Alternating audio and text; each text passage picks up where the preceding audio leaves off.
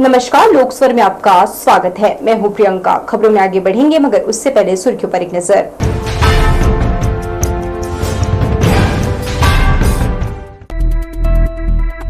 आदिवासी विकास विभाग का क्लर्क 10,000 रुपए की रिश्वत लेते गिरफ्तार, एसीबी ने की कार्यवाही। कांग्रेस का संगठन सृजन अभियान, एमपी के नेता प्रतिपक्ष उमंग सिंघार बोले, संगठन में नई पीढ़ी को मिलेगा मौका। प्यार ने तोड़ी उम्र की दीवार, 70 वर्षीय दादूराम ने 30 साल की महिला से रचाई शादी। और तखतपुर विधायक धर्मजीत सिंह सुन रहे क्षेत्रवासियों की शिकायत, दोगुनी ताकत के साथ क्षेत्र के विकास के लिए कर रहे कार्य। तो ये थी सुर्खियां, अब खबरें विस्तार से। एंटी करप्शन ब्यूरो की टीम ने शुक्रवार को एक रिश्वतखोर क्लर्क मनोज तोड़ेकर को 10,000 रुपए घूस लेते हुए रंगे हाथों गिरफ्तार कर लिया। इस मामले में वह काम कराने के एवज में रुपए की मांग कर रहा था। घटना के बाद विभाग सहित कंपोजिट बिल्डिंग में सनसनी फैल गई है। एंटी करप्शन ब्यूरो के टीआई के नेतृत्व में दबिश दी गई। एंटी करप्शन ब्यूरो की टीम ने शुक्रवार को कंपोजिट बिल्डिंग में छापा मारा। वहां आदिम जाति विभाग के एक बाबू मनोज तोड़ेकर को 10,000 रुपए रिश्वत लेते हुए रंगे हाथों पकड़ लिया। यह बाबू काफी दिनों से काम कराने के नाम पर शिकायतकर्ता से रुपए की मांग कर रहा था। उसने परेशान होकर एंटी करप्शन ब्यूरो को इसकी शिकायत कर दी। टीआई पौर्ष पुर्रे ने गवाहों और स्टाफ के साथ दोपहर 1 बजे उसे गिरफ्तार कर लिया, जिससे कंपोजिट बिल्डिंग में हड़कंप मच गया। हमने तो पहले ही वो इंस्ट्रक्शन दे दिया था कि कोई भी व्यक्ति किसी से कोई लेन देन नहीं करेगा। अब इंटरनल यदि कोई चोरी छुपे कोई काम करता है तो उसकी जिम्मेदारी विभाग की या अधिकारी की नहीं होती। हाँ बिल्कुल, अभी मॉनिटरिंग होगी, ये कौन है, क्या है, कैसा है, ऐसा क्यों हो रहा है और किस कारण ऐसा किया, मॉनिटरिंग होगी, बिल्कुल होगी। आदिम जाति कल्याण विभाग के सहायक आयुक्त पीसी लहरी ने कहा कि यह गंभीर मामला है। अभी इस मामले में पुलिस जांच कर रही है। उसके बाद संबंधित बाबू पर विभागीय कार्रवाई की जाएगी। उन्होंने पहले ही नोटिस जारी किया है। विभागीय काम पूरी पारदर्शिता से किया जाए। कैमरा पर्सन जयेंद्र गोले के साथ किशोर श्रीवास्तव, लोक स्वर, बिलासपुर। वर्ष 2008 में शुरू हुई सीवरेज परियोजना के काम में भारी गड़बड़ी पाई गई है। जांच के लिए आई विधानसभा के शासकीय आश्वासनों की टीम ने वित्तीय अनियमितताओं के साथ ही दोषी अधिकारियों के खिलाफ कार्यवाही करने की अनुशंसा की है। मामले में कांग्रेस के नेताओं ने कटाक्ष करते हुए कहा कि सीवरेज परियोजना का काम भाजपा शासनकाल में शुरू हुआ था, जो भ्रष्टाचार की भेंट चढ़ गया। मामले में कांग्रेसियों ने दोषी अधिकारियों के खिलाफ कड़ी कार्यवाही की मांग करते हुए सीवरेज परियोजना के कार्यों की जांच की मांग की है। सीवरेज के लिए मापदंड है, उसको लागू नहीं किया गया है। एक्सीवेटर से सीधा खोल करके पाइप को डाल दिए हैं और उसके ऊपर में 10 टन मलबा डाल दिए, जिससे कि वो ऊपर नीचे हो गया है और कहीं पर भी वो सीधा नहीं है। इसलिए बार बार कई वार्डों में जाम होता है। तो पहले भी कई बार आ चुकी है और पूरी तरह से ये योजना पूरी तरह फेल हो चुकी है। 450 करोड़ की योजना पूरी तरह से दफन हो चुकी है। अब इसमें कुछ भी बचा भी नहीं है और भ्रष्टाचार की भेंट चढ़ चुके हैं सारे जनता के पैसे। और ये जांच टीम आकर कर भी क्या सकती है? कायदे से जांच टीम को 5 वर्ष पहले ही आकर इस योजना के जो और बचे हुए पैसे थे उसको बर्बाद होने से रोकना चाहिए था। पूरी तरह से योजना जो कि पाइपलाइन जो उसमें उपयोग की गई है, जो सीवरेज एसटीपी बने हुए हैं, पूरी तरह से नाकारा हो चुके हैं। बिलासपुर शहर जो लगातार पिछले कई वर्षों से इस सीवरेज के मार झेल रहा है।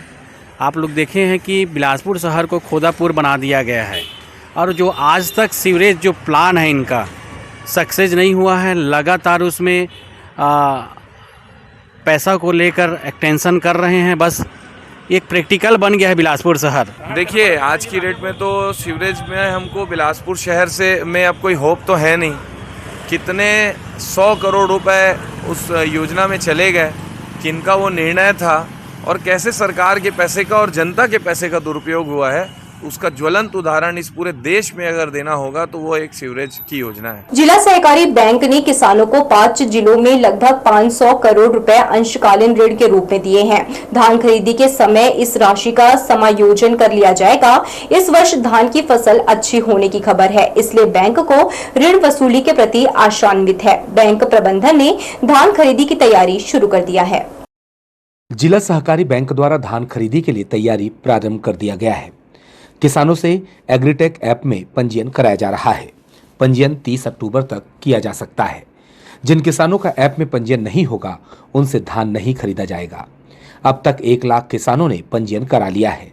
इस सीजन में धान की अच्छी फसल को देखते हुए बैंक अपने अंशकालीन कृषि ऋण की वसूली के लिए आशान्वित है। जिन किसानों का इन पोर्टल में पंजीयन होगा उनसे ही धान का क्रय किया जाएगा। पंजीयन हो जाने के पश्चात में अभी हम लोगों की तैयारी जो चल रही है, धान खरीदी केंद्रों में प्रारंभिक तैयारी, जो भी मूलभूत सुविधाएं हैं समिति में हो जाए ताकि किसानों से धान का खरीदी सुचारू रूप से किया जा सके, इसकी तैयारी की जा रही है। और समितियों में जो हम लोगों ने किसानों को कर्ज का वितरण किया है, उस कर्ज की प्रविष्टि भी धान खरीदी मॉड्यूल के सॉफ्टवेयर में की जा रही है ताकि लिंकिंग के माध्यम से वसूली सुनिश्चित की जा सके। बैंक ने बिलासपुर, मुंगेली, जांजगीर चांपा, गौरेला, पेंड्रा, मरवाही, कोरबा में किसानों को लगभग 500 करोड़ रुपए का कृषि ऋण खाद बीज के रूप में प्रदान किया है। यह ऋण धान खरीदते समय बैंक द्वारा समायोजित कर लिया जाएगा। इस साल धान की फसल में किसी तरह का कीट प्रकोप नहीं हुआ है। कैमरा पर्सन जयेंद्र गोले के साथ किशोर श्रीवास्तव, लोकस्वर, बिलासपुर। बिलासपुर पहुंचे मध्य प्रदेश के नेता प्रतिपक्ष और केंद्रीय पर्यवेक्षक उमंग सिंघार ने छत्तीसगढ़ और मध्य प्रदेश की भाजपा सरकार पर निशाना साधा है। इस दौरान उन्होंने मुख्यमंत्री की कार्यशैली के साथ सृजन संगठन को लेकर विस्तार से जानकारी दी। मध्य प्रदेश के नेता प्रतिपक्ष और केंद्रीय पर्यवेक्षक उमंग सिंघार संगठन सृजन कार्यक्रम के तहत बिलासपुर पहुंचे। यहां उन्होंने जिलाध्यक्ष और ब्लॉक अध्यक्ष नियुक्ति को लेकर कार्यकर्ताओं से बैठक कर संगठन को और मजबूत बनाने पर चर्चा की। मीडिया से बातचीत में सिंघार ने कहा कि एआईसीसी ने निर्णय लिया है कि 2028 के लिए संगठन को मजबूती के साथ खड़ा करना है। नया जोश, नया नेतृत्व, नई सोच जरूरी है। बदलाव की आवश्यकता है। नई पीढ़ी को अवसर देने का समय है। नई सोच के साथ आगे लड़ाई लड़ेंगे। हमारा लक्ष्य संगठन को आम व्यक्ति से जोड़ना है और ऐसे जिम्मेदार लोगों को सामने लाना है जो जनता और पार्टी दोनों के प्रति जवाबदेह हो। आगे उन्होंने कहा, जिन्हें चुनाव लड़ना है उन्हें पहले पद छोड़ना पड़ेगा। चुनाव नहीं लड़ने वाला संगठन में काम करेगा। संगठन सृजन की यही क्राइटेरिया है। मैं समझता हूं कि इस प्रकार से एआईसीसी अखिल भारतीय कांग्रेस कमेटी की एक सोच है कि राष्ट्रीय स्तर के बजाय जिला स्तर पर समितियों को, जिला अध्यक्षों कैसे, जिला कमेटियों को कैसे सशक्त बनाए और कैसे जवाबदेह बनाए। तो जनता के मुद्दों को लेकर जो जनसुनवाई है जिलों में होती है, छोटी छोटी समस्याओं को लेकर, जिन्हें प्रदेश के मुख्यालयों में, राजधानी में भटकना पड़ता है, जनता के प्रति जवाबदार जिला कांग्रेस संगठन के साथ बने। मीडिया से चर्चा में छत्तीसगढ़ और मध्य प्रदेश की भाजपा सरकारों पर निशाना साधते हुए उन्होंने कहा कि जनता से उनका कोई संवाद नहीं है। जैसे मध्य प्रदेश में पर्ची वाले मुख्यमंत्री हैं, वैसे ही यहां भी पर्ची वाले मुख्यमंत्री हैं। उन्होंने सवाल उठाया कि अमित शाह के लगातार दौरे मुख्यमंत्री को बचाने के लिए हैं या अडानी के खदानों के लिए। सिंघार ने आरोप लगाया कि सरकार आम जनता नहीं बल्कि बड़े उद्योगपतियों के लिए काम कर रही है। बिजली बिल और स्मार्ट मीटर के मुद्दे पर कहा कि संपूर्ण व्यवस्था विदेशी कंपनियों के हाथों में है। आगे गाय को राज्य माता का दर्जा देने के सवाल पर उन्होंने कहा कि हम सब गौ माता को मानते हैं, लेकिन सरकार की दलील नहीं, गाय की सुरक्षा जरूरी है। सड़कों पर हादसों और कत्लखानों से गायों को बचाना ही असली काम है। जैसे यहाँ पर आम जनता के लिए कार्यालय ओपन हो, उनकी जनसुनवाई है और इसके अंदर आप देखेंगे जिला कांग्रेस को ये सुबह से लेकर शाम तक इस प्रकार सरकारी दफ्तर होता है, वैसे आपको यहाँ पर एक व्यक्ति, आपको जवाबदार संगठन के व्यक्ति मिलेंगे, पूरी टीम मिलेगी जो आम व्यक्ति की जनसुनवाई को लेकर समाज करेगी प्रशासन। मध्य प्रदेश के केंद्र पर्यवेक्षक के तौर पर पहुंचे मध्य प्रदेश के नेता प्रतिपक्ष ने यहां प्रेस वार्ता के बाद विभिन्न क्षेत्रों में पहुंचकर संगठन सृजन के तहत फीडबैक लिया और इसके बाद उच्च नेताओं तक इस फीडबैक को पहुंचाने की बात कही है। उन्होंने श्रेष्ठ व्यक्ति को दायित्व मिलने की बात कही है, जिसमें मौजूदा सरकार में जोश के साथ काम करने कहा गया है। कैमरा पर्सन सतीश साहू के साथ आशीष मौर्य, लोकस्वर, बिलासपुर। 5 डिसमिल से कम जमीनों की रजिस्ट्री में रोक लगी है। इसके बावजूद दलालों और बड़े बिल्डरों की रजिस्ट्री धड़ल्ले से जारी है। रजिस्ट्री के बाद ऑनलाइन डायवर्सन में अभी भी पटवारी और राजस्व निरीक्षक की भूमिका है। 3-3 सब रजिस्ट्रार होने के बाद उनके कक्ष में दलालों का ही जमावड़ा रहता है। भूमि और भवनों की खरीदी बिक्री में 5 डिसमिल से कम जमीन की रजिस्ट्री पर कलेक्टर के मौखिक आदेश पर रोक है, लेकिन इसके बावजूद बड़े बिल्डरों की रजिस्ट्री बेरोक टोक हो रही है। इसे रजिस्ट्री ऑफिस के गलियारे में पनपने वाले दलाल अच्छी तरह से जानते हैं, लेकिन वे अफसरों के सामने कुछ बोलना नहीं चाहते। यही स्थिति ऑनलाइन डायवर्शन की है। अभी भी लोगों को पटवारी और आरआई से हस्ताक्षर कराने के लिए बाध्य किया जा रहा है। राजस्व मंत्री टंकराम वर्मा ने आम पक्षकारों को ऑनलाइन डायवर्शन की सुविधा दी है। इसे राजपत्र में भी प्रकाशित कर दिया गया है, लेकिन वास्तव में इसकी हकीकत कुछ और है। शहर में 3-3 सब रजिस्ट्रार हैं, लेकिन वे भूमि भवनों का मौका मुआयना करने नहीं जाते। दलालों द्वारा तस्दीक किए जाने पर पता नहीं कैसे हाथों हाथ रजिस्ट्री हो रही है। यहाँ सारा कामकाज दलालों के भरोसे चल रहा है। कैमरा पर्सन जयेंद्र गोले के साथ किशोर श्रीवास्तव, लोकस्वर, बिलासपुर। सरकंडा कन्या विद्यालय की छात्राएं बड़ी संख्या में शासकीय आयुर्वेदिक अस्पताल पहुंची। उन्हें यहां के डॉक्टरों ने औषधि उद्यान में लगे पेड़ पौधों के औषधि गुणों के बारे में बताया। छात्राएं हाथ पे पेन कॉपी लेकर उन्हें नोट करती रहीं। बीच बीच में छात्राएं डॉक्टरों से प्रश्न भी पूछती रहीं। शासकीय कन्या विद्यालय नूतन कॉलोनी सरकंडा की छात्राएं शुक्रवार को शासकीय आयुर्वेदिक अस्पताल पहुंची। अस्पताल के डॉक्टर उन्हें लेकर औषधि उद्यान गए, जहां पेड़ पौधों के नीचे खड़े होकर उनके औषधि महत्व के बारे में बताया गया। छात्राएं हाथ में पेन कॉपी लेकर पौधों के गुणों को नोट करती रहीं। आमतौर पर हम जानकारी के अभाव में वनस्पतियों की पहचान नहीं कर पाते। अभी हम यहाँ के गार्डन में हैं, हमें बहुत सारी जानकारी मिली है। यहाँ अलग अलग पौधे हैं जिसके बारे में जिसके फायदे हमें बताए गए हैं। बहुत अच्छा लगा यहाँ आके। जैसे कि हमें कुछ आयुर्वेदिक से भी इलाज करवाना चाहिए। हाँ, हमें कुछ ऐसी प्रॉब्लम होती है जिसके लिए आयुर्वेदिक हॉस्पिटल भी आना चाहिए। औषधि से हमें इलाज करवाना चाहिए। अर्जुन, हर्रा, बेहरा, तुलसी, घी कंवार, अश्वगंधा के बारे में डॉक्टर ने विस्तार के साथ बताया। यह भी कहा कि ऋषि मुनियों ने प्रकृति से रोग से लड़ने की शक्ति की पहचान की। प्राकृतिक रूप से पाए जाने वाले पेड़ पौधों से बनने वाली दवाइयों से शरीर को कोई आंतरिक रूप से नुकसान भी नहीं पहुंचता। कैमरा पर्सन जयेंद्र गोले के साथ किशोर श्रीवास्तव, लोकस्वर, बिलासपुर। सरकंडा स्थित चिंगराजपारा अटल आवास क्षेत्र में एक ऐसा अनोखा मामला सामने आया है जिसने पूरे मोहल्ले को हैरान भी किया और खुश भी। जी हां, यहां 70 वर्षीय दादूराम गंधर्व और 30 वर्षीय युवती ने एक दूसरे से प्रेम विवाह कर नई मिसाल पेश की है। दोनों ने समाज की परवाह किए बिना अपने प्यार को स्वीकार किया और 7 फेरे लेकर उसे नई पहचान दी। कहते हैं इश्क की कोई उम्र नहीं होती, प्यार कभी भी हो सकता है, और जब प्यार हो जाता है तो फिर एक ही बात कही जाती है, ना उम्र की सीमा हो, ना जन्म का हो बंधन। जब प्यार करे कोई तो देखे केवल मन। कुछ ऐसा ही सरकंडा में देखने को मिला है, जहां 70 साल के एक बुजुर्ग ने नौकरी से रिटायर होने के बाद अपनी 30 साल की प्रेमिका के साथ शादी की है। 70 साल के दादू पूरे गाजे बाजे के साथ बारात लेकर पहुंचे और 7 फेरे लेने के बाद अपनी दुल्हनिया को विदा करके अपने घर ले आए, जिससे यह शादी चर्चा में बनी हुई है। दरअसल चिंगराजपारा में रहने वाले 70 साल के दादू राम गंधर्व ने अपनी 30 वर्षीय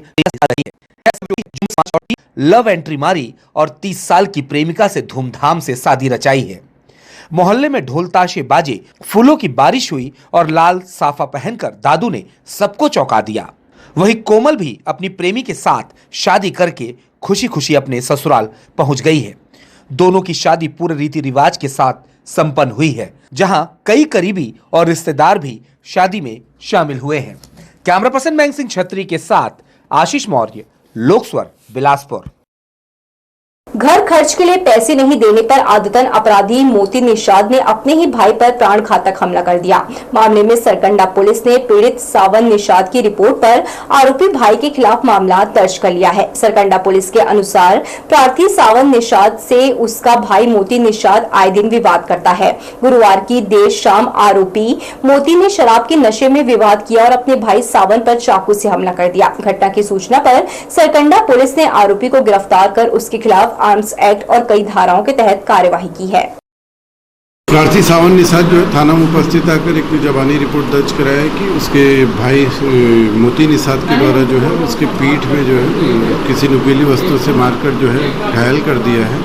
रिपोर्ट पर थाना सरकंडा में अपराध पंजीबद्ध कर विवेचना में लिया गया। मोती निषाद को हिरासत में लेकर पूछताछ करने का बताया कि वह शराब के नशे में था, अपने भाई से वाद विवाद कर रहा था। उसी दौरान उस गुस्से आने पर उस घर में रखे चाकू से उसके पीठ में वार कर दिए, जिससे जो है खून निकल गया। आरोपी के विरुद्ध जो है अपराध पंजीबद्ध किया गया था। आरोपी के अपराध स्वीकार करने से उसको अभी न्यायिक परीक्षा पर भेजा जाए। बिलासपुर में सोशल मीडिया पर हथियार लहराते एक युवक का वीडियो वायरल होने के बाद पुलिस महकमे में हड़कंप मच गया है। युवक ने इंस्टाग्राम पर रिवॉल्वर दिखाते हुए एक व्यक्ति को जान से मारने की धमकी दी है। वायरल वीडियो में युवक के द्वारा पिस्टल लहराते हुए हिस्ट्री शीटर रितेश निखारे उर्फ मैडी को जान से मारने की धमकी देता दिखाई दे रहा है।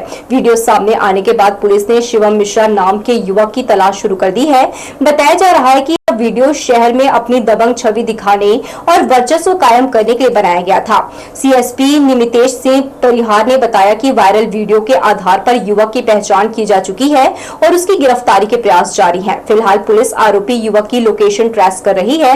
सोशल मीडिया पर इस तरह हथियार लहराने और धमकी देने वालों पर सख्त कार्रवाई की तैयारी है। तखतपुर के विधायक धर्मजीत सिंह ने कहा कि सकरी में नए कॉलेज भवन के लिए 4.5 करोड़ रुपए मंजूर किए गए हैं। इसके साथ ही तखतपुर विधानसभा क्षेत्र में पेयजल, सड़क, बिजली की सुविधा के लिए करोड़ों रुपए के विकास कार्य चल रहे हैं। उनके निवास में सैकड़ों की संख्या में गांव-गांव से नागरिक और महिलाएं पहुंचे थे। विधायक श्री सिंह ने सभी की बातें आत्मीयता से सुनी और समस्याओं का निराकरण किया। तखतपुर के विधायक धर्मजीत सिंह ने कहा कि पिछले कांग्रेस के शासन में क्षेत्र में कोई भी विकास का काम नहीं हुए, जिसके कारण जनता की मांग पर उन्हें दोगुनी ताकत से काम करना पड़ रहा है। उनके निवास पर तखतपुर विधानसभा के गांव-गांव से बड़ी संख्या में नागरिक, महिलाएं अपने छोटे मोटे कामों को लेकर आए थे। गंगा तो पिछले बार की जो विधायक महोदया थी वो बहा रही थी। मैं तो इस बात की कोशिश कर रहा हूँ कि बिजली, शिक्षा, सड़क, सिंचाई, स्वास्थ्य और पेयजल, इन जन समस्याओं के निराकरण के लिए या जन सुविधा के लिए ज़्यादा से ज़्यादा प्रयास करें और वहाँ पर ये सब सुविधा हम उनको उपलब्ध करा सकें। और मुझे बहुत संतोष हो रहा है कि इन 18 महीने के अंदर ही हमने बहुत से बड़े बड़े योजनाओं को मंजूरी भी दिला दी है, कुछ क्रियान्वित भी हो रहे हैं, कुछ बहुत जल्द क्रियान्वित होने जा रहे हैं। विधायक धर्मजीत सिंह ने सभी फरियादियों की मांग को ध्यान देकर सुना, उन्हें त्वरित गति से निराकरण करने के लिए अफसरों को निर्देश भी दिए। उन्होंने बताया कि सकरी में कॉलेज भवन के निर्माण के लिए 4.5 करोड़ रुपए मंजूर किए गए हैं। पेयजल, सड़क, बिजली सुविधा के विस्तार के लिए करोड़ों रुपए के विकास कार्य चल रहे हैं। जल्द ही उसका स्वरूप सामने आएगा। कैमरा पर्सन चंद्र गोले के साथ किशोर श्रीवास्तव, लोकस्वर, बिलासपुर। दीपावली त्योहार को देखते हुए पटाखा दुकानों के लिए जगहों का आवंटन शुरू हो गया है। प्रशासन ने इस बार मुख्य रूप से रिवर व्यू साइड और मुंगेली नाका क्षेत्र को चिन्हांकित किया है। इस बार शहर में लगभग 130 पटाखा दुकानें लगाई जानी हैं। इनमें से 45 दुकानें मुंगेली नाका क्षेत्र में और शेष लगभग 85 दुकानें रिवर व्यू साइड में लगेंगी। प्रशासन और पटाखा व्यापारी संयुक्त रूप से स्थल निरीक्षण कर रहे हैं और लेआउट तैयार किया जा रहा है। पिछले वर्षों की तरह इस बार सीएमडी कॉलेज परिसर में पटाखा बाजार नहीं लगाया जाएगा, क्योंकि स्थान को असुरक्षित माना गया है। रिवर व्यू साइड पर व्यवस्था लगभग तय मानी जा रही है। स्थल तैयार होने के बाद व्यापारी यहां से अपना अस्थायी कारोबार शुरू करेंगे। प्रशासन का दावा है कि सुरक्षा मानकों और अग्नि सुरक्षा उपकरणों की पूरी व्यवस्था की जाएगी, ताकि दीपावली बाजार सुरक्षित और व्यवस्थित रूप से संचालित हो सके। लगभग 130 दुकानें लगनी हैं और यहाँ अभी जो पटाखा व्यापारी संघ है उनके साथ हम निरीक्षण कर रहे हैं और स्थल चिन्हांकन के पश्चात अभी लेआउट दिया जा रहा है। 45 मुंगेली नाका में लग रहे हैं, लगभग 85 के आसपास। राजधानी रायपुर के टिकरापाड़ा में नर्स प्रियंका दास हत्याकांड का बड़ा खुलासा हुआ है। पुलिस ने इस मामले में एक युवती के ही दोस्त दुर्गेश वर्मा को गिरफ्तार किया है। टिकरापाड़ा थाना पुलिस के मुताबिक आरोपी ने विवाद के दौरान युवती के सीने पर चाकू से वार कर उसकी हत्या कर दी और मौके से फरार हो गया था। मृतिका प्रियंका और आरोपी दुर्गेश पहले एक ही जगह नौकरी करते थे। पुलिस की जाँच में सामने आया है कि युवती के एक अन्य युवक सन्नी से बातचीत को लेकर दोनों के बीच विवाद चल रहा था। इसी बात से नाराज नाराज होकर दुर्गेश ने प्रियंका की हत्या की साजिश रखी। वारदात वाले दिन आरोपी विवाद सुलझाने के बहाने प्रियंका के किराए के कमरे पर पहुंचा और मौका पाकर चाकू से हमला कर दिया। घटना के तुरंत बाद पुलिस ने आरोपी को उसके गुड़ियारी स्थित घर से गिरफ्तार कर लिया। प्रियंका दास हत्याकांड का यह खुलासा राजधानी में एक बार फिर रिश्तों में अविश्वास और अवसाद की कड़वी हकीकत को सामने लाता है। थाना टिकरापारा अंतर्गत यह सूचना प्राप्त हुई थी कि लालपुर क्षेत्र में एक युवती के सीने में चाकू से हत्या हुई है। प्रकरण में थाना टिकरापारा और एसीसीओ का बल वहां पहुंचा, घटना से निरीक्षण हुआ, एफएसएल की टीम भी पहुंची थी और पूछताछ पर हमने एक संदिग्ध से का नाम आया जो उस युवती का परिचित था। प्रकरण में उस आरोप उसको पूछताछ किया गया। पूछताछ पर उसने अपराध करना स्वीकार किया गया है। बिलासपुर के रतनपुर थाना क्षेत्र में एक बड़ा हादसा टल गया। गुरुवार रात तेज रफ्तार कार पेड़ से टकराकर जल गई, लेकिन कार सवार दोनों युवक बाल बाल बच गए। यह हादसा रतनपुर के सिरसी मोड़ हेलीला नाला के पास हुआ। सामने से आ रही दो गाड़ियों को बचाने के चक्कर में तेज रफ्तार कार अनियंत्रित होकर पेड़ से जा टकराई। टक्कर इतनी जबरदस्त थी कि कार का अगला हिस्सा पूरी तरह आग की लपटों में घिर गया, लेकिन चालक की सूझबूझ से दोनों युवक समय रहते कार से कूदकर बाहर निकल आए और बड़ी दुर्घटना टल गई। स्थानीय लोगों ने पुलिस और फायर ब्रिगेड को सूचना दी, जिसके बाद आग पर काबू पाया गया। हादसे में कार पूरी तरह जलकर खाक हो गई, लेकिन दोनों युवकों का सुरक्षित बच निकलना किसी चमत्कार से कम नहीं था।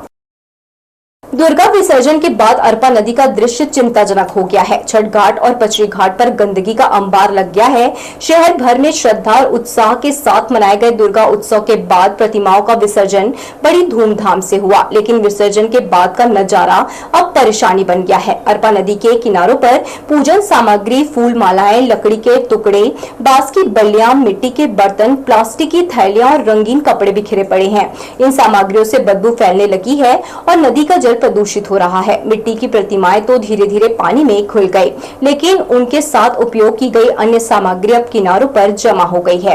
शहर के प्रमुख घाटों पर यह गंदगी साफ दिखाई दे रही है। इसके बावजूद नगर निगम या प्रशासन की ओर से सफाई की कोई ठोस कार्यवाही शुरू नहीं की गई है, न ही कोई सामाजिक संस्था सफाई के लिए आगे आई है। स्थानीय लोग प्रशासन से जल्द सफाई अभियान चलाने की मांग कर रहे हैं ताकि अरपा नदी को फिर से स्वच्छ रूप मिल सके।